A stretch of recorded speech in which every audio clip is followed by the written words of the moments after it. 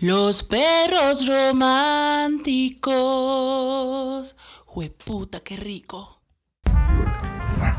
Y hola, ¿qué tal? Nos encontramos una vez más con Los Perros Románticos en su podcast, nuestro podcast, el podcast de todo, el podcast que habla de literatura, de poesía. Bueno, nos damos la libertad de hablar lo que queramos. Hoy con el buen Juanito, Carlos en el mundo de la poesía, con el Javi que siempre nos acompaña. Sin él esto no podría ser posible. Y un gran invitado, sí, bastante solicitado en nuestras cuentas, el señor Fran, un poeta de la ciudad de Cali. Y bueno, Fran, ¿cómo estás? ¿Cómo va todo? Hola, súper bien. Encantado de esta invitación muy interesante en la Baticueva. Siento que me tienen secuestrado por acá, pero bueno, ya saben a quién llamar, a mi mamá, a mi papá. Frank dice una invitación que nadie sabe ni para dónde va. ¿Escucharon el ruido de la puerta cerrarse? Fran, contanos cuál es tu trayectoria en este mundo de la poesía. ¿Cuándo fue tu primera publicación? ¿No has publicado? ¿Cuál es tu enfoque en este mundo de la literatura? Contanos un poco más de vos. Si sos de Cali. Es, por ejemplo. O sea, chisme. Sí, eso. Un poco más. Queremos saber un poco más de vos. Vale, bueno. Nada, ¿qué puedo decir yo? Bueno, como saben, mi nombre es Frank. En realidad ese es como mi seudónimo. Mi nombre real es Francisco Javier Romero. Soy del Pacífico colombiano, pero me crié aquí en Cali desde los 12 años. Sí.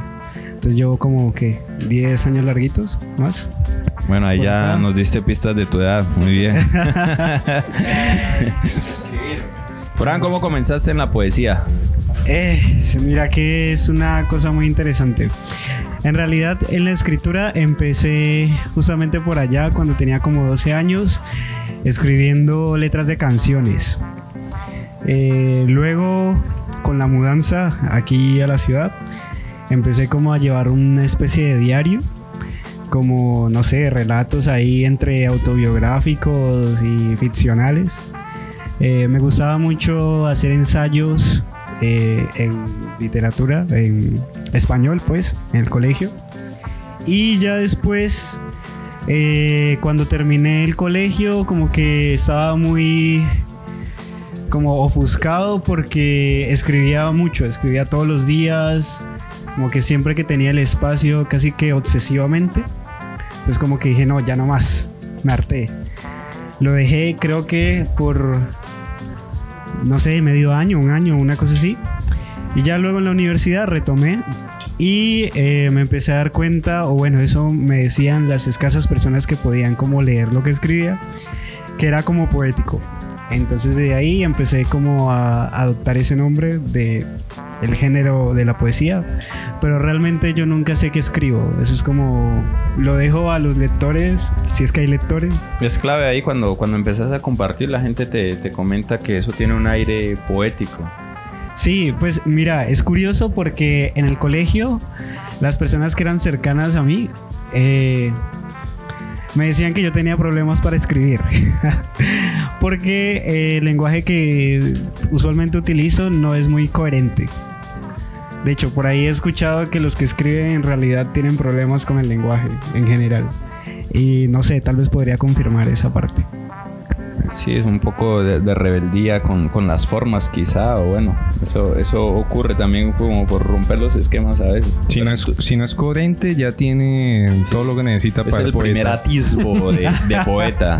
Claro. Vos ahora que hablas de la universidad, tu formación es de psicología, ¿cierto? Ah, sí.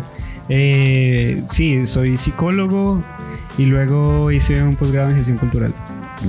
¿Y cómo crees vos que te aportó la psicología? ¿Sí te aportó algo, crees, para tu carrera de escritor? Sí, claro, a darnos cuenta de que todos estamos rayados. No, mentiras. Pues mira, la poesía desde un enfoque psicológico, tal vez, o más bien al contrario, la psicología como una especie de lente que te permite analizar lo que escribís y en general como tu entorno en donde te mueves, como lo que te inunda incluso, o sea, te habita, y los espacios también que habitas, como que te permite explorar la realidad a niveles, no sé, como transgresivos, ¿no? Es decir, te permite como ver un poquito más allá de lo evidente. Pues en esa confrontación, pues yo igual desconozco mucho de psicología, pero también cuando te confrontas con tu propio ser, ¿cierto? Que decís por qué pienso como pienso, por qué me comporto como me comporto frente a diferentes situaciones, y creo que de ahí pueden empezar los primeros cuestionamientos y eso llevarlo a la escritura, por supuesto, y también como una especie de desahogo, de canalización de las emociones. Lo he escuchado mucho por algunos, o eso es lo que le recomiendan al menos en terapia. Sí, pues, o sea, digamos que vos puedes escribir de lo que te dé la gana. Entonces, partiendo de esa libertad, creo que también depende del tipo de persona que seas. Yo por mi parte desde siempre he sido como muy introspectivo y siempre me vuelco hacia mí mismo y mis pensamientos, y como que la manera de expresarlos era a través de la escritura. Y a partir de esa escritura, que termina siendo como una revelación, entonces hallarme allí como reflejado, como escrito, como trazado, y devolverme como si fuera un espejo, ¿sí? Y a partir de eso entonces comprenderme un poco más y comprender mi realidad y transgredirla nuevamente. Frankie, ahí en ese regreso a vos, como lo definís de manera poética, ¿qué pudiste encontrar? ¿Te diste cuenta? No sé. ¿Qué demonios? ¿Qué demonios? ¿Qué tantas revelaciones? ¿Qué tanto había oculto ahí en lo que vos creías que eras y que luego realmente comenzaste a descubrir? Uy, candente esa pregunta. Candente, nos va llevando al tema. Sí. Cuando uno escribe, creo que esto lo pueden compartir muchos escritores, escritoras. Yo te hablo de mi caso particular. Siento una especie de desdoblamiento. No siempre, pero sí es usual. En el cual, no sé, te dejas llevar por las palabras, por lo que estás escribiendo, por las sensaciones. Y es como, no sé, que te metes en una especie de atmósfera toda rara, como si, no sé, una bestia saliera de ti y te mostrara otra cara que no conoces, y te permite la ficción. Pero a la par que te muestra la ficción, te muestra otra realidad o una verdad que quizás esté oculta o quizás esté allí enfrente de ti y no quieres reconocer, o no la habías visto de esa manera sino hasta que te das la oportunidad de meditarlo. Es como si de alguna forma la ficción comenzara a volverse realidad. Como que vos ya tomas las riendas del yo y comenzás a construirlo, realmente a construirlo, no de pronto a estar hipnotizado y a estar construyendo algo con base a todo lo que te dicen que debe ser, ¿no? Como que, bueno, entonces vos tenés que tener tales conductas, vos tenés que tener tales gustos si sos de tal sitio, sino que comienza a haber como una libertad para crear ese yo. Sí, digamos que hay como una especie, ¿cómo decirlo? Bueno, en psicología, por ejemplo, cuando hablamos de las relaciones humanas, esas te permiten como ir construyéndote a partir de la alteridad, que son como esos procesos de empatías en la cual te empiezas como a reconocer a partir de que reconoces una diferencia con ese otro, pero también una similitud, ¿sí? Es lo que pues uno diría, bueno, las relaciones nos humanizan, las interacciones, el lenguaje, todo lo que sucede en medio. Entonces con la escritura es como si pasara algo similar, porque es como que te permite descargar todos esos códigos, símbolos culturales que están inmersos en tu crianza, en tus procesos de socialización, etcétera, etcétera. Y como si todo eso agarrara una forma, un cuerpo que fuera como idéntico a ti, pero a la vez distinto, porque no es que te pertenezca, pero igual, o sea, es como una extensión, una prolongación de vos mismo. Se escucha uno como una sombra, ¿cierto? Sí. Algo que está ahí, que es uno mismo, pero que no tiene todo el control sobre él, pero sin embargo lo podría modificar. ¿Y cómo era ese contraste en tu niñez allá en el Pacífico con ese ser introspectivo que estás mencionando ahora? ¿Cómo funcionaba eso? ¿Cómo funcionaba? Pero siento que la pregunta sigue amplia. Porque es decir, es que lo que pasa es que creo que él no lo conoce desde la niñez. O sea, ese ser que vos mencionabas es algo simbólico, algo que toma vida. Lo hace después de que te encontrás con la poesía y empezás a hacer el ejercicio. Pero no había como uno sabe cuando está niño, que luego pasan los años y uno recuerda y dice como que de razón yo de niño tal cosa, o hacía esto y lo otro, y empiezan los contrastes que hay entre ese que eres ahora y esa atracción que hay por la poesía a de pronto a actividades o cosas que hacías de niño que luego que en ese momento no lo relacionabas. No sé, un ejemplo, yo al frente de mi casa, por ejemplo, había un par de árboles que amarramos como en forma de arco, y había un parquecito que sentía mucha tranquilidad, era muy chévere.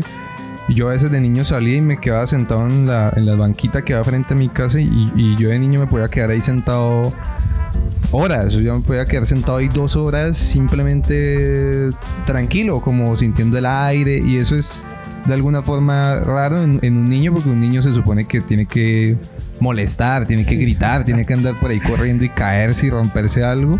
Ajá. Y ya con los años fue que yo entendí, por los gustos de pronto que tengo ahora y por la cuestión de la poesía, cómo relaciono de pronto ese ser que ahora soy, que me di la libertad de construir con ciertas actitudes que tenía de niño, que de pronto me iban guiando a lo que está pasando ahora. Entonces esa es como de pronto la pregunta. Ok, bueno, en ese contexto te podría decir que efectivamente desde niño, como les decía al inicio, digamos que podría notar ciertos rasgos de personalidad que hacen que justamente vaya como por ese camino de la escritura y demás, ¿no?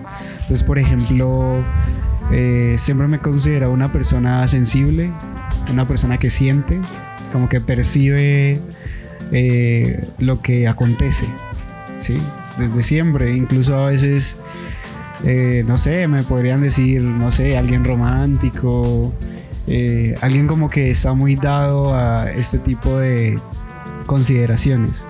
Asimismo, pues bueno, ser introspectivo, reflexivo, pensar, siempre me gusta como ir más allá de lo que parece obvio o de lo que puede ser cliché. O sea, me gusta como hacer preguntas o hacerme preguntas que me interpelen de una manera como que me permita redescubrir ciertas cosas. Entonces es como algo que he cultivado y que, por ejemplo, a través de la escritura me ha permitido como un hilo conductor, es decir, como si fuera un ritual en el cual hay un proceso de continuidad en la identidad. Es decir, cuando vos vas creciendo y vas madurando, pues vas perdiendo cosas, ¿no? Y vas haciendo un duelo en ese proceso de darte cuenta de que ya no eres ese niño y de que probablemente no vas a ser el adulto que querías ser cuando niño. Entonces, como que en todo ese tránsito, mi compañía ha sido la escritura, por ejemplo. Excelente, excelente, Fran. Ahora, ¿cuáles son tus referentes? ¿Cómo ha sido tu evolución? ¿Cuáles fueron los primeros autores con los que te encontraste? ¿Y cuál fue su influencia en tu escritura? Tenía miedo de esa pregunta. No, porque sí pensaba que probablemente me lo ibas a hacer. Eso es clásica. Sí, eso es de cajón. ¿Ah? No, ya perdí el examen. No, mira, lo que pasa es que no me considero un lector ávido. Entonces, referentes puntuales, así que yo te diga, he leído mucho a esta persona, no.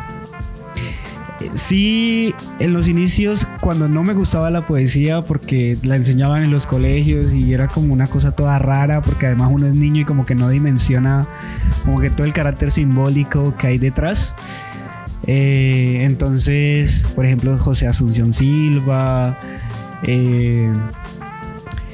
este man, bueno, se me va el nombre del otro, pero sí como autores clásicos, ¿no? Colombianos y demás, me gustan. Ya después, cuando empecé a ser un poquito más consciente, de pronto que Vygotsky, que Pizarnik, pero pues todavía sigue siendo muy... No sé cómo decirlo sin que suene despectivo, pero es como lo super cliché, ¿no? O sea, es como que autores que uno escucha, así como cuando uno empieza con autoayuda, con libros de autoayuda, y luego dice, no, qué pena. Sin embargo, pues siento que te hablan, ¿no? O sea, hay cosas que resuenan y se quedan allí y hacen parte de tu historia. De pronto sí te podría mencionar que más o menos, como para usar algunas etiquetas, como intentar crear una ruta ahí que sea más o menos comprensible, me gusta mucho la poesía intimista, es decir, aquella que te permite hablar de tus emociones, de aquello que sentís como autor, como desde el yo primario. Me gusta también las elegías, que es como el subgénero de la poesía que habla de la muerte, el dolor, todos esos procesos. Me gusta también la poesía confesional, que te habla como de la salud mental, entonces de la depresión, de todo lo que conlleva existir, de todas esas cositas. Esos es como los tres grandes, no sé, categorías. Y en esa poesía intimista y en ese juego con la identidad también, ¿te encontraste alguna vez con Fernando Pessoa? Sí, también. No. Me gusta porque con Pessoa siento que se revela una parte distinta de mi persona, y es como aquella que está más en función de la calma, como del sosiego, de, no sé, la calidez de un día soleado, tranquilo, de abril, de mayo. Como que me transmite esa figura como pastoral. Entonces me gusta mucho. Y además propio de Pessoa, que tenía varios alter egos, ¿cierto? Sí, también. Él le llamaba heterónimos, creo que era, si no estoy mal. Y a veces lo entrevistaban y decía, hoy no vino Pessoa. ¿Hoy vino Frank? Hoy vino ¿sí? Frank Romero o Francisco. Tengo que preguntarle a Patricia. Bueno, Fran, uno de los elementos, y ahora que vos estabas hablando sobre el romántico, la parte sensible, uno de los elementos de la poesía es el erotismo. Sí. Es que lo vamos adentrando sutilmente, ¿no? Sutilmente vamos a llegar a lo erótico. Con mucha presión. Pero es que eso tiene un chisme, ¿no? Eso tiene un chisme porque es que nosotros te conocimos desde la etiqueta de Frank el erótico. A Fran nos lo presentaron así. O sea, estábamos en un evento ahí con flores en Oromo y dijeron, les presento a Frank, nos viene a erotizar. Sí, tal cual. Dios ¿Vos te erotizaste? Sí, yo me eroticé. Todo el mundo ya dejó de ser el mismo desde ese día. ¿Qué voy a hacer? Tenemos que hacer como un exorcismo a ver si nos liberamos. Y claro, pues llegaste vos con tu librito de publicación sobre poesía erótica y ya está todo el mundo. Y cada vez que te presentaba un evento, entonces con tu camiseta rosa, igual que la portada del libro, ahí como para hacer el... Bueno, hoy fue coincidencia. Ya 3 veces, ya 3 veces no puede ser coincidencia. Bueno, pues, ¿qué les cuento? Nada, la poesía erótica surge como una extensión del romanticismo, y sobre todo en mí, o desde mi percepción, o desde lo que intento hacer, porque es como una propuesta, digamos, de estilo, no sé, a ver, les cuento, les amplío ese chisme.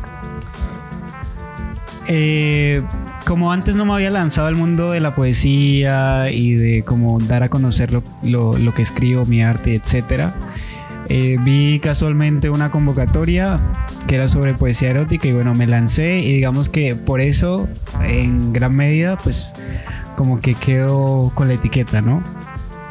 Pero desde años anteriores, yo creo que desde el 2012, 13, una cosa así, he venido como desarrollando una propuesta que se llama El sexo después de la muerte, que intenta mezclar el erotismo con las elegías. Y a partir de ello, entonces, el erotismo surge como una especie de metáfora, así bien grandísima, que habla sobre la pulsión de vida a partir de la relación con la muerte. Sí, eso es como el ese eros último... y el tánatos que se menciona en la psicología freudiana. Sí, sí, como el último aliento allí en esa búsqueda suicida sobre algo que valga la pena, ¿no? Entonces es como algo más o menos por ahí va. Pero fíjate que no es tanto chisme porque vos del proyecto que acabas de hablar vos no lo compartiste y por ahí entonces como del año 2014 vos mencionás un par de años anteriores está ese del sexo después de la muerte que por ahí lo revisamos y el de Literata, ¿no? Ah, sí, Literata. Que allí escribes con otro seudónimo. Sí. Entonces es como una construcción que realmente sí venís desarrollando desde hace algunos años, no es tanto como que surgió de la nada, ¿no? Y tiene como una propuesta de estructura que vos vas llevando, ¿no? Entonces, yo revisaba ahí algunas cosas, por ejemplo en Literata, que se ve más como ese joven adolescente que vos en la introducción que se menciona, dice que es una composición epistolar, ¿no? Ajá. De dedicatorias, cartas, poemas.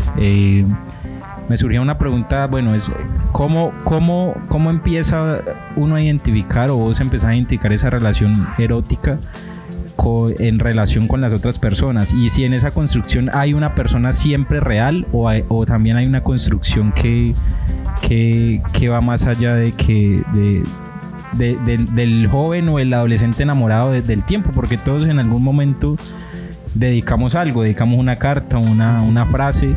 Y se ve mucho esa relación, pero de ese momento hasta ahora siempre ha existido personas reales en esa construcción erótica según la propuesta que voy a intentar desarrollar. Ok, pues sí y no.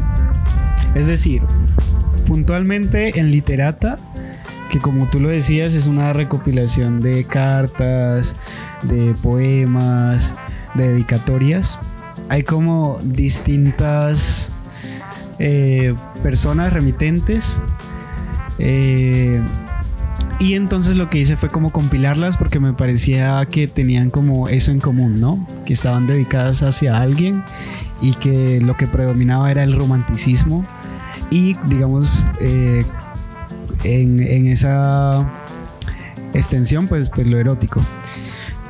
Creo que es como una especie de memoria de lo que han sido mis experiencias más bien de desamor o de enamoramiento desde esa ilusión adolescente, es decir, que adolece. Y digamos que muchas veces uno pues termina enamorándose del amor, ¿no? Y termina también creando un espectro irreal, ficticio, falso, al cual dedicarle, porque a veces como que necesitas tener a alguien o creer que tienes a alguien para poderle dedicar aquello que está como contenido en ti y que es difícil que salga sino a través de como esa figura del otro. Un otro idealizado. Sí. Idealizado, pero también un otro que al plasmarlo desde esa idealización te permite fracturar lo que existe. O sea que ahí uno se crea una película, un ideal, como lo estamos diciendo, y vienen todas todo el marco del amor y de lo que significa el amor, lo que significa también el erotismo y la relación con el otro. Y en ese sentido, ¿cómo va evolucionando ahí? O sea, ¿cómo se enfrenta a esos conceptos y cómo hace la poesía para cambiarlo, al menos en tu ser? Para cambiar. Pues mira, yo creo que todo lo que he hecho y tal vez continúo haciendo es una reescritura constante, una búsqueda que no para, e igualmente es inútil, ¿no? Es ¿Por qué inútil? Porque es una búsqueda de sentido innecesaria. Por eso dicen que los poetas son vagos. Sí. Imaginen que aquí grabando. Pero ¿Qué más lo demuestra? claro. Uno de los elementos claves, obviamente, del erotismo es el cuerpo. El cuerpo. La exploración del cuerpo, la exploración de los sentidos. La pregunta es, ¿usted ha explorado su cuerpo? ¿Cómo? Y lo difícil también que es llevarlo al papel, esa parte. Y si nosotros estamos hablando de una ficción y estamos hablando de lo real, a veces cómo llevar al papel aquello que no se ha vivido, y a veces lo que se ha vivido no es tan fácil llevarlo al papel. ¿Cómo es tu creación de historias o creación poética en relación con el cuerpo? O sea, si una persona te viera por ahí, escuchara un poema tuyo y dijera, yo quiero escribir así, Frank, dame las instrucciones para escribir poesía erótica, tú le dirías no, 5 cosas para... Primero, tiene que... Esa pregunta es para hacérsela a mi alter ego. La verdad yo no tengo idea de cómo lo hace. También espero que me dé la receta algún día. Nada, yo me dejo llevar lo que surja. No tengo una fórmula secreta ahí, un elixir, no sé, algo que me despierte el sentido de lo erótico, de lo pasional, de lo que está en relación con el cuerpo. Sí creo fidedignamente que la escritura se hace con el cuerpo, como ya muchos autores y autoras lo han afirmado. Y eso implica tanto reconocerlo, el propio cuerpo, desde sus dimensiones, desde lo que te provoca, desde lo que sientes, desde el movimiento, desde el no movimiento, la quietud, la calma para pensar. Y en esa medida, o digamos en ese nivel, o sea, en la medida en la que te estás reconociendo a ti, pues también puedes reconocer a esos otros cuerpos o corporalidades que interactúan, y esa pasión que te pueden provocar, o esa admiración, o no sé, como empezar a desdibujarse para crear una especie de masa jeroglífica que termina siendo un poema. A mí me parece curioso eso porque Frank pues ya nos comentó, ¿no? Que de pronto referentes no hay muchos, que de pronto sí ha leído, pero que no sos como quien dice un ratón de biblioteca, a pesar de que trabajas en una biblioteca. Entonces me parece curioso eso porque es un extraño ratón. Es un extraño. Me gustan las cosas porque extrañas. revisando tus poemas, y hay una estética pues notable, y digamos una persona que lea bastante, uno dice, listo, pues tiene bastantes referentes por ahí, ha adquirido herramientas de todo lo que ha leído, pero eso es como si fuera un talento Innato. o nato. Nato. Entonces me parece como curioso eso, pero la gente solo se podrá dar cuenta de eso hasta que escuche un poema de Frank. Entonces vamos a darte... Frank no nos puede enseñar a escribir poesía erótica, solo la escribe. Aprendemos leyéndolo. Solo la escribe y la comparte con los mortales. Sí, Bueno, tampoco. Entonces vamos a escuchar un poema con voz erótica. para que suba más la temperatura en Cali. ¿Con voz erótica o con voz erótica? Si lunes a las 7:54 sintieron que la temperatura en Cali aumentó, es porque Frank comenzó a leer su poema. Dale, Frank, elegí el que más te guste. Ok. Pero antes de leerlo, creo que es preciso desmitificar esa imagen del poeta sublevado por allá, elevadísimo, no sé. En el Olimpo. Nada, o sea, escribir es un ejercicio. Hay herramientas. Lo que pasa es que a mí siempre me ha gustado ser estudioso. Y no solamente estudioso, o sea, en cuanto a investigar, sino como apasionarme por eso, ¿no? Como ver qué resuena conmigo y como exprimirlo. Así como que no me gusta. Además porque, bueno, hablando también de los rasgos de personalidad, como que siempre he sido muy perfeccionista, no me gusta lo mediocre, a pesar de que siento que muchos de mis escritos son mediocres en el sentido de que podrían ser mucho mejores si hubiera estudiado literatura, no sé, creo, porque lo mío es muy como... No tanto. Bueno, no sé. Pero sí, no sé, yo creo que el punto es sentarse a escribir y hacerlo y ya... Como decía Baudelaire, ¿no? Que la inspiración no existía, era sentarse a trabajar todos los días. Sí. Y todos los días que te senté a trabajar, por muy burro que seas, muy malo que seas, algo tiene que salir, ¿no? Sí, claro. Algo en algún O sea, momento. que es el consejo para nuestros escuchas. Siéntese y escriba. Y escriba. Erotícese. Hágale ejercicio, exactamente. Tal cual. Ajá. Sí, Porque la inspiración siempre, bueno, esto ya es volver sobre lo mismo, llover sobre mojado, ya también lo hemos comentado en otros podcasts. si siente que lo necesita, si no, pues ¿para qué va a poner en esas? Sí, igual no todo el mundo necesita escribir. Uno porque Porque es un vago ya. se quiere complicar la existencia. Porque la existencia ya está complicada. Entonces. Como si no fuera suficientemente pesada. Claro. Dale, Fran. Entonces, sin ¿Cómo más se llama el preámbulo, poema?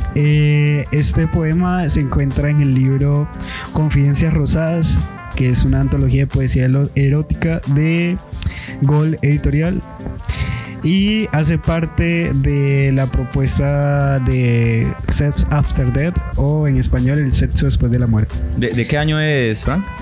Este libro salió el año pasado, 2022. Ah, bueno, fresquito. Y bueno, no sé, es que aquí hay varios. ¿Cuál quieren que les lea? Ya, el que esté ahí en esa página. Bueno, este no tiene título y dice así: es cierto cuando digo que pierdo la cabeza por ti. ¿O acaso no ves que te lo confieso? Tu sexo es mi guillotina, pero yo soy feliz de morir entre tus piernas decapitado. Ese siento que algo así habíamos escuchado. Sí, ese fue el que escuchamos el día del evento. Sí. Ahí, desde ese momento yo dije, Ahí está. vamos a armar un podcast y vamos a invitar algún día a Franca que lea ese poema. Carta de presentación para quedar etiquetado. Dale, vamos con otro. Otro. Bueno, este sí es mucho más erótico, ya que les llama mucho la atención. Este se llama Lluvia Blanca. Creo que el nombre es bastante diciente. Hay que censurar esto. Y dice: mi sexo se parece al tuyo. Tiene la tez tersa y la semejanza de hacerle falta estar cerca a tu ombligo. Mi entrepierna busca abrazarte, o debería decir, apiernarte. Mi sexo extraña una boca que toca y frota las nubes hasta liquidarlas, para llorar adornando los astros de aquel rostro tan celestial. Quiere una cueva tibia y ansía ese paladar. Las palabras son claves y cómo nombramos esos elementos, ¿cierto? Para no caer de pronto en algo pornográfico también. Lo hemos conversado muchas veces. Esos elementos hay que saber tratarlos y saber organizarlos para llevar esa idea. Sí, no, ahí lo que yo decía, la estética está y esa relación entre, por ejemplo, el sexo y la guillotina y palabras como como agresivas que de alguna forma se combinan con la idea que planteaste ahora acerca de la relación entre la muerte y el erotismo, ¿no? Es como que está fuerte el contraste de aniquilar y ese tipo de expresiones que Entrepiernar. Se siente presión ahí, ¿cierto? Se siente ahí siente algo. como si lo estuvieran uno arcando con las piernas. Ese es el cometido de la poesía, como sugerir, ¿no? Es decir, saber en qué momentos usar palabras como más directas, pero al mismo tiempo no caer en lo explícito, sino como permitirte la evocación. Bueno, no, ahí escuchando a Frank y a los muchachos, bueno, nosotros tenemos una autora que pues casi siempre citamos porque nos gusta, nos parece muy buena, o en mi caso me parece muy buena, que también trata esas temáticas del erotismo, que es Cristina Peri Rossi. Espero que la traigan pronto por acá. Invitemos a la Cristina. Eso vale mucha plata. Compartan este podcast, por favor, para que ese va a ser nuestro Colombia. objetivo ahora, ¿cierto? La traemos a Cristina. Y Peligrosi. No, y ese poema, y ahorita que los muchachos resaltan el tema de las palabras fuertes, me hacía acordar varios poemas de ella, de las experiencias eróticas también como catastróficas, ¿no? Digamos que todo se volvió un desastre, a veces el tema de los desencuentros, y alguna vez también revisando un ensayo que se llama La llama doble de Octavio Paz, él como que asociaba mucho o planteaba la relación muy cercana entre el erotismo y la poesía, y había un mediador que es el lenguaje, ¿no? Entonces allí digamos que en este poema que acabas de leer, en las experiencias eróticas que Peri Rossi también en sus poemas nos presenta, está esta relación muy cercana. Ya hablaron del cuerpo, ya hablaron de, digamos, toda la simbología que puede existir. Entonces, vos como, digamos, en esa experiencia del lenguaje como intermediario, porque bueno, para no caer en el sexo, uno tiene experiencias sexuales o sabe que, digamos, los seres humanos tienen sexo a veces con una funcionalidad, a veces digamos en el sentido del placer. ¿Cómo haces para poder representar esas imágenes, o qué usos del lenguaje, cómo intermedia el lenguaje, o cómo lo ves vos en esa intermediación del erotismo y la poesía? ¿Cómo lo encontrás en tus poemas? El lenguaje es un animal. Es una cosa que se arrastra y de algún modo te lleva consigo. Entonces creo que cuando se teje una relación con los cuerpos involucrados, sean ficticios, sean reales, sean personajes, sean sujetos del mismo texto y su contexto, digamos que el lenguaje también es un cuerpo que está ahí inmerso. Y de algún modo es como, no sé, una experiencia siamés. No sé si eso responde. ¿Cómo diablos uno habla de erotismo en esta ciudad, en este país, con la gente? ¿Cómo le puedo hablar de erotismo, no sé, a los jóvenes, a toda la gente? ¿Cómo ha sido tu encuentro también desde la poesía, por supuesto? ¿Y cómo compartir estos temas? ¿Cómo te lo planteas? El erotismo puede ser político, porque nos habla justamente de esa relación que se teje con los otros, ¿no?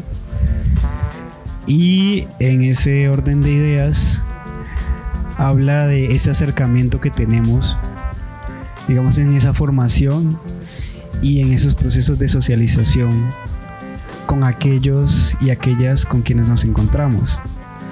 Entonces creo que para hablar de erotismo hay que hablar, por ejemplo, de respeto, pero el respeto no como una imposición, como, no, es que es un valor que tenemos que, no sé, respetar o seguir al pie de la letra porque alguien nos dijo que así era y porque... Respete para que lo respeten.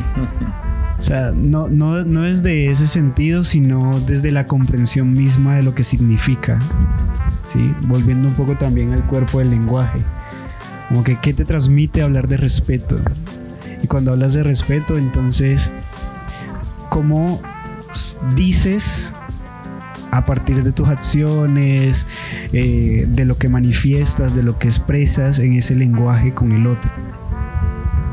Sí, creo que desde allí parte como reconfigurar la sociedad actual o incluso histórica de lo que ha sido esa relación de poderes, porque cuando hablamos de cuerpos también hablamos, por ejemplo, de géneros, de subordinaciones, de mandatos, de represiones. Y cómo entonces desde una propuesta más alternativa quizás pudiéramos encontrar la manera de vincularnos con la vida, ¿no? Porque al final se trata de eso, de, digamos, resignificar, que es lo que uno intenta, o por lo menos lo que yo intento cuando escribo. Bueno, como le hemos estado haciendo preguntas muy suaves a Frank, entonces ahora sí vamos a hacer las preguntas difíciles. Yo pensé que esas ya estaban densas. No, mentiras.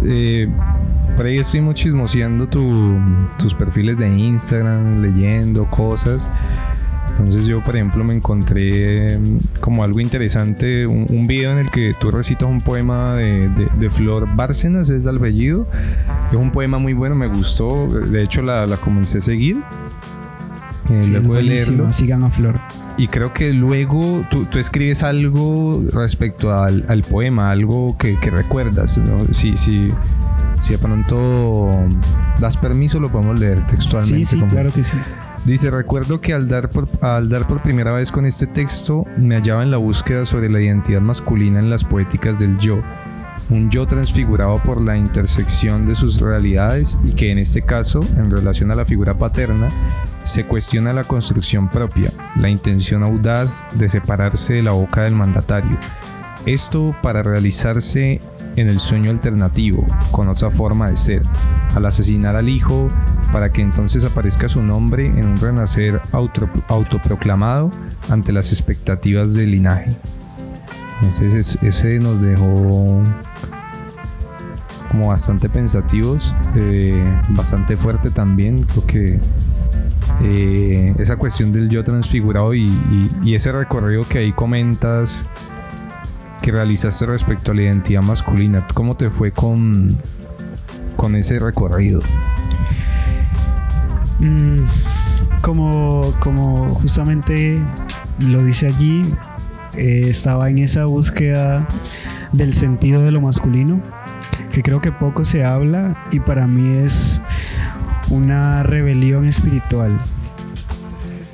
Es como, no sé, como intentar decodificar algo que está escrito en sánscrito o una lengua muerta o algo así, pero que está allí en la pared grabado, y como que lo puedes tocar y lo puedes sentir, y digamos que en tus manos se puede incluso como quedar como la impresión, pero que al final no sabes qué dice, ¿no?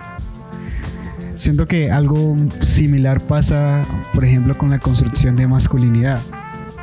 Y es que hay un montón de factores que están interactuando, y en los cuales actúan tanto hombres como mujeres, como personas no binarias, como otro tipo también de características, como les decía, relaciones de poder.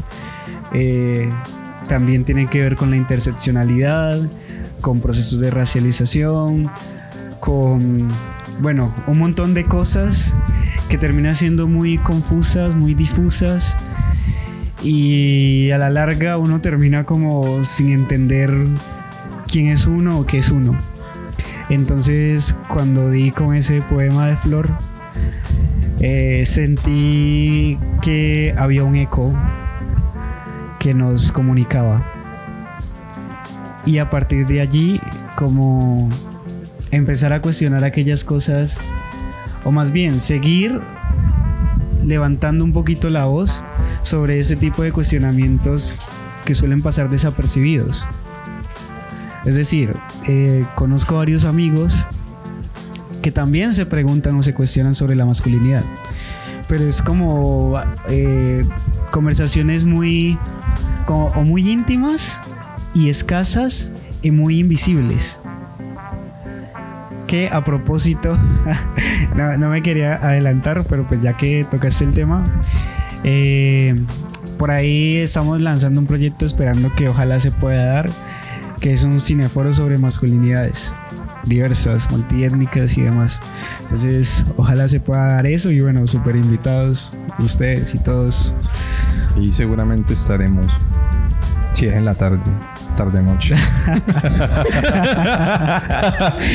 Y si dan refrigerio. Asegurame el refrigerio. Decir. No, pero se escucha bastante interesante.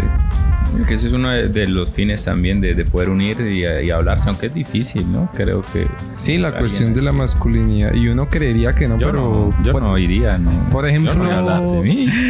Por ejemplo, ¿te sentirías menos hombre si vas? Yo no.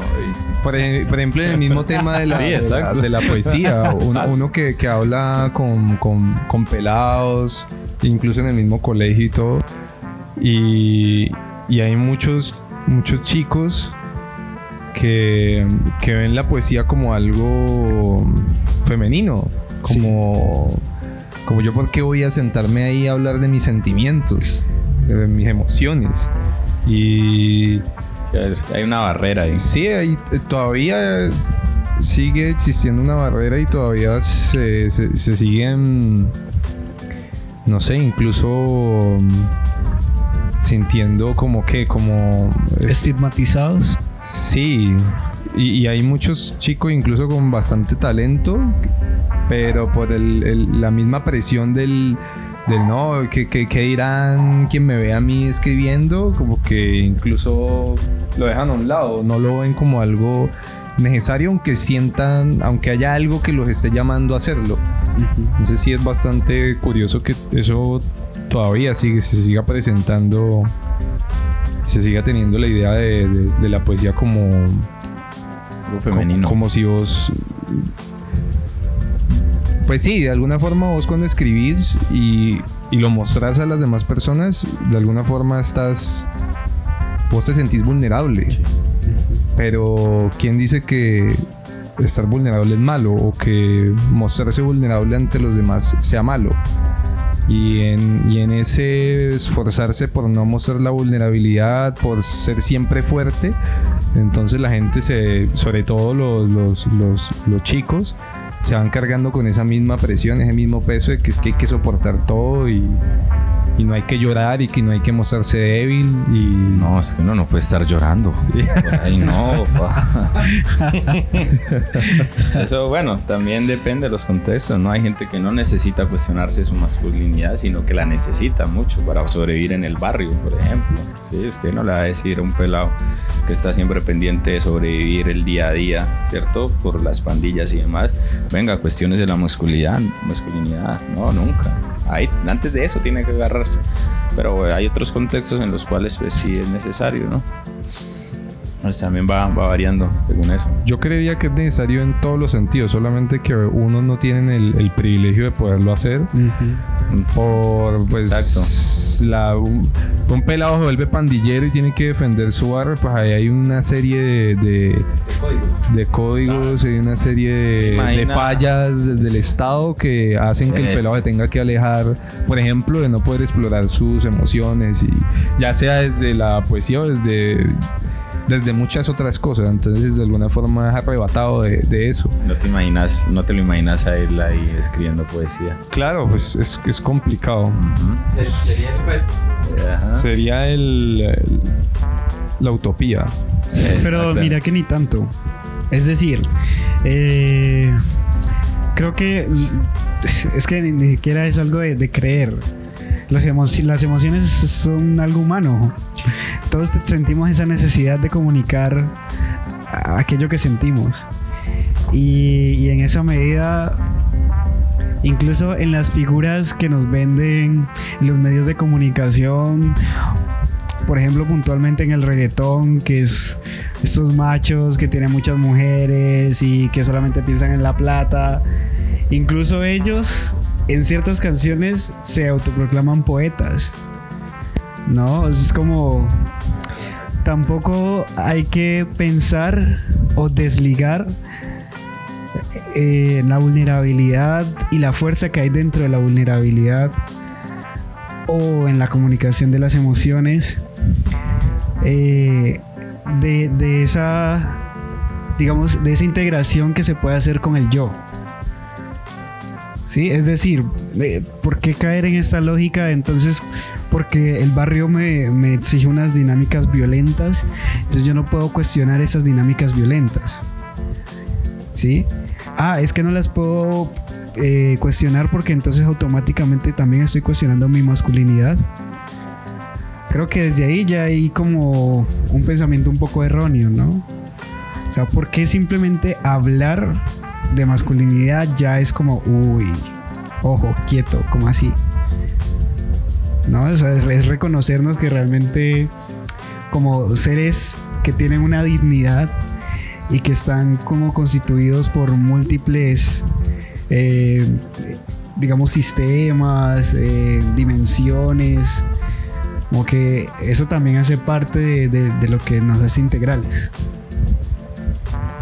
Hacia allá se debería apuntar, sino que es otra cosa lo que se nos presenta a veces, ¿no? Sí. A mí me quedó sonando como las ampliaciones que se hacían sobre el lenguaje y lo que comentaba, por ejemplo, Alonso de...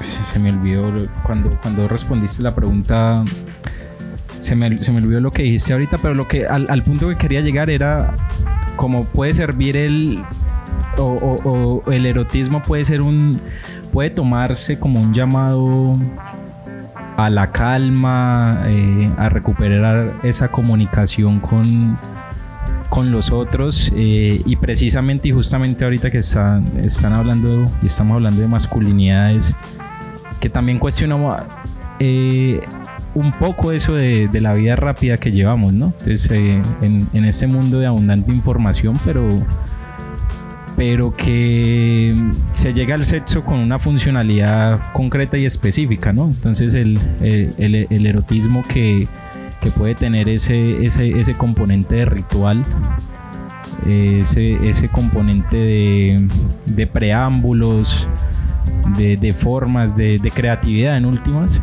podría ser un llamado a la calma y a retomar esa comunicación y a resignificar el lenguaje de hoy en día. Lo pronto desde lo que vos escribís, desde tus experiencias también propias que vos tengas y de cómo ves el asunto, ¿no? Eso es como la pregunta que me surge. Ok. Creo que sí. Estoy intentando pensar algo que pueda ejemplificar.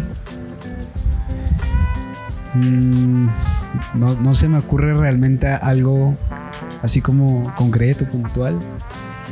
Pero sí siento que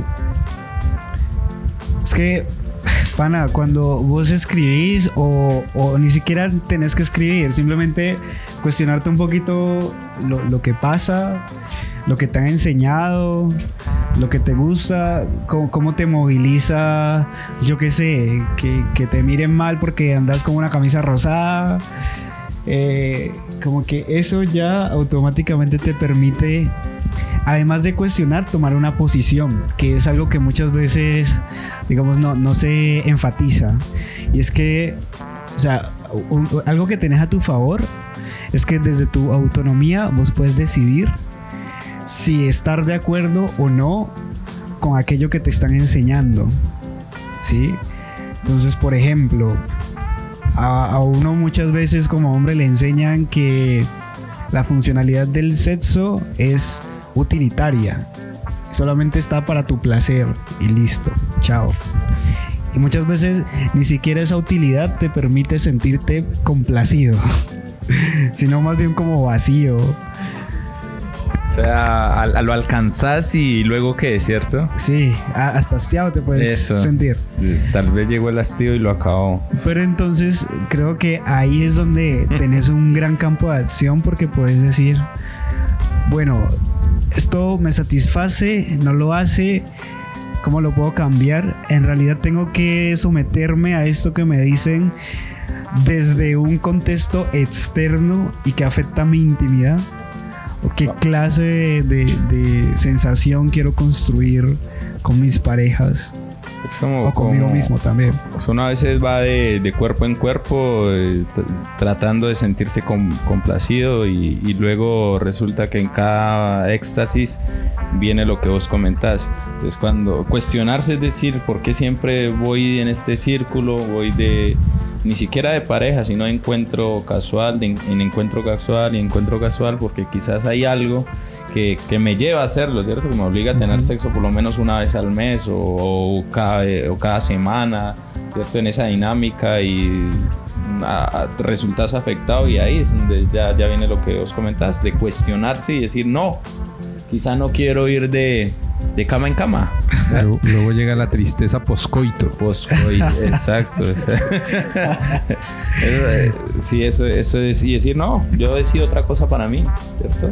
Claro, porque eso también es un performance de género. Es decir, lo haces probablemente para demostrar tu hombría. Aparte porque uno creería que... Pero y para demostrarse a sí mismo, ¿cierto? A sí mismo y a los otros también. Claro. A los camaradas. Sí. Porque vos decís... Vos decís... yo qué sé... lo erótico solamente tiene que ver con mi pareja. Si sos hetero, entonces bueno, con mi mujer, digamos, o mi amiguita, o lo que sea. Pero luego, y esto pasa mucho, esa experiencia que tuviste sexual o erótica o lo que sea, se la vas a comentar a tus compas. Y entonces, ¿será que lo erótico solamente se limita a esa intimidad de dos personas que ya ocurrió? ¿No tiene que ver tal vez, por ejemplo, con esa relación que tejes con tus camaradas? Eso te iba a preguntar y ya lo respondiste. Sí, no, te iba a preguntar porque la pregunta era, ¿puede haber erotismo sin sexo? O sin cuerpos, de pronto, y me respondiste algo, porque esa relación se extiende más allá del acto en sí. Claro, más allá. Ahorita es con lo que acabas de decir. Es una duda, por ejemplo, que yo tenía hasta ahorita. Incluso podría afirmarse tajantemente que puede haber erotismo. A mí me gusta explorar, por ejemplo, también el erotismo con las cosas. Y no me refiero a una perversión de sexualizar. Uy, en todo, veo. Sí, sino Mira ese vaso. En comprender. En comprender que, o sea, estamos mediados por muchas vainas, muchos cuerpos. Toda sensación o incluso muchas experiencias cotidianas pueden ser sensuales o pueden ser del orden de lo sexual, entendiendo la sexualidad no solamente limitado al acto sexual, sino a la construcción que hay identitaria, no sé, como persona, no sé, o sea, como todo un performance de lo que eres, puesto, digamos, desde una mirada que te permite o que le permite al otro como comprenderte desde un panorama particular. Para redondearlo un poquito más, vos cuando lees que una persona se comporta como macho alfa, eso es diciente, y vos no te vas a comportar de la misma manera con una persona que hace toda esta performática de género, que como te comunicarías con una chica súper femenina o con un man que es todo femenino, o etcétera. Me refiero, o sea, la referencia que te causa el otro modifica tu comportamiento. Sí, o sea, vos haces una lectura de ese contexto. Y siento que eso hace parte también de la sexualidad.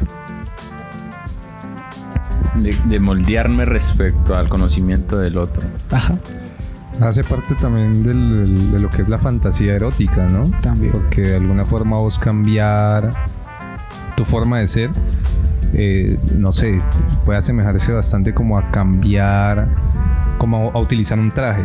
Como las personas que, no sé, van a tener sexo, entonces ponen el traje de no sé qué y el traje de no sé cómo.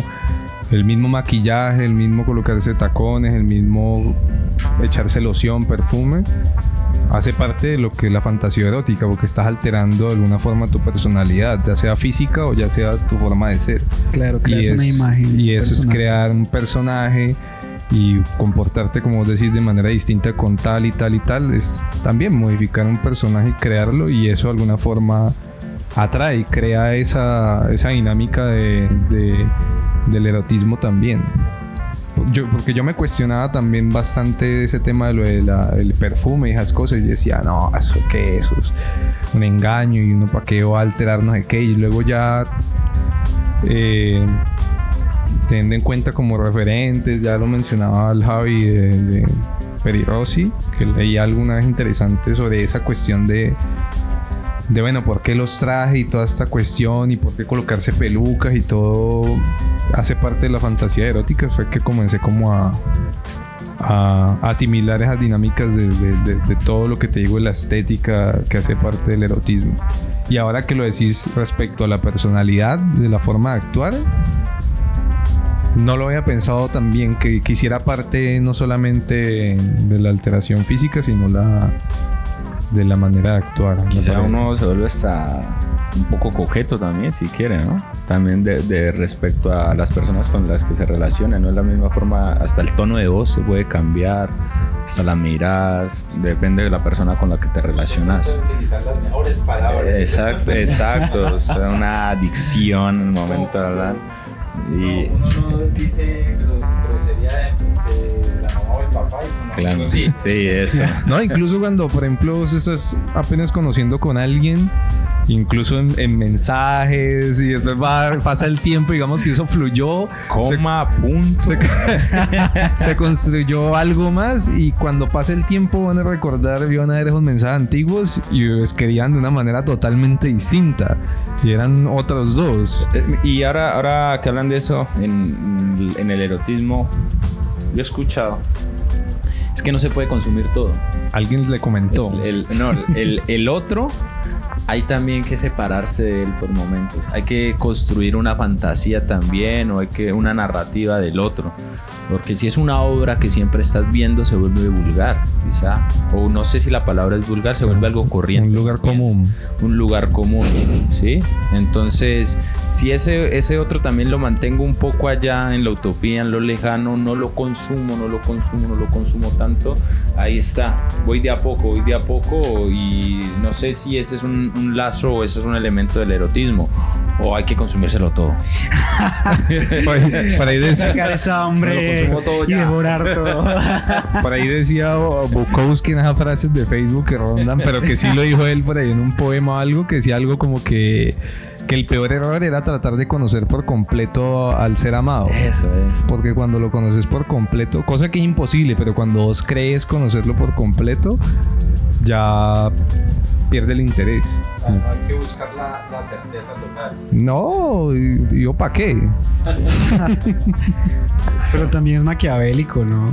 Pues sí, pero Porque es dar por sentado algo que, como tú decías, es como inalcanzable. Ujú. Si uno mismo ni siquiera termina de conocer. ¿Y cuántos años tenemos cada uno conviviendo consigo mismo? Y ahora pretendiendo conocer a una persona O completamente. decir, ay, no voy a estar mucho contigo porque luego me hastío. O sea, como así. No, Porque no tú sé. eres una obra de arte y no quiero volverte una obra de arte corriente, por eso te visitaré cada mes. Sí, yo Cada 2 meses. como también Pero tiene su toque, ¿no? De erótico también, o sea... el alejamiento. No, ¿De o sea, coquetería? Si solo te dejas llevar y no tienes el control sobre esas situaciones, quizá no termine hasta rápido.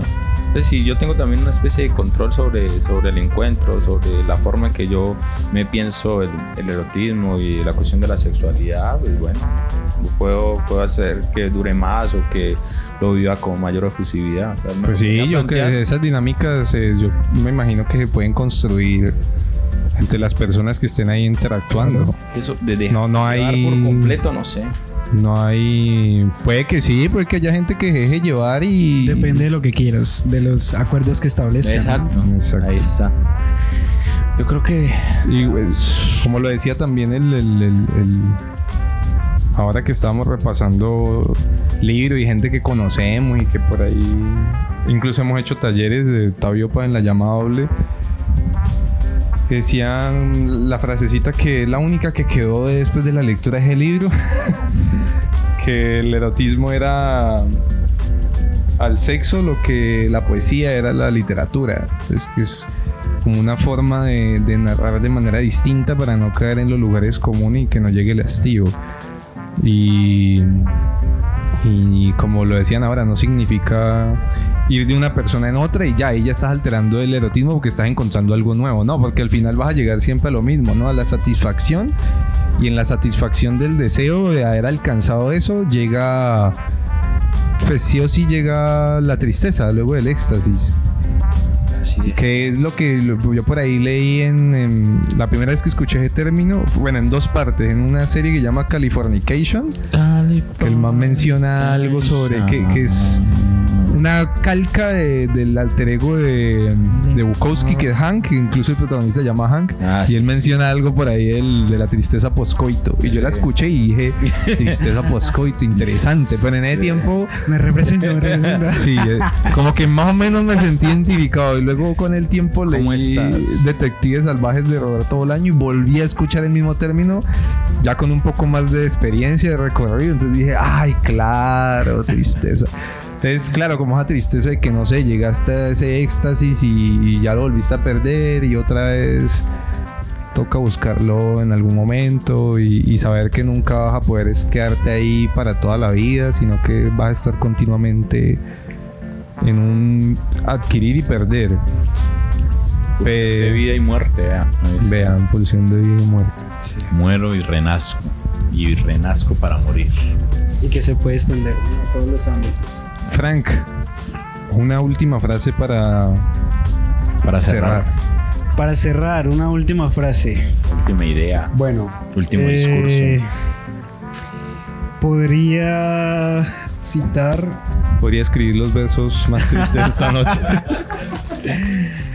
Una frase que me parece que cultiva el aliento es una de Federico García Lorca, que la siento muy adentro y dice: escribo porque si no me pudro por dentro. Frank, Y para cerrar, hablando del erotismo transpolado, si es que esa palabra existe, a múltiples ámbitos, quiero cerrar con este poema que uno de entrada podría pensar que es erótico, pero en realidad habla de crecer. De hecho, el título es Poemanifiesto sobre la adultez y dice así: serás usurpada. Alguien va a penetrarte esta noche. Apenas te moverás. Levemente él entrará en tu casa rota. Y aquí estaré mirándote.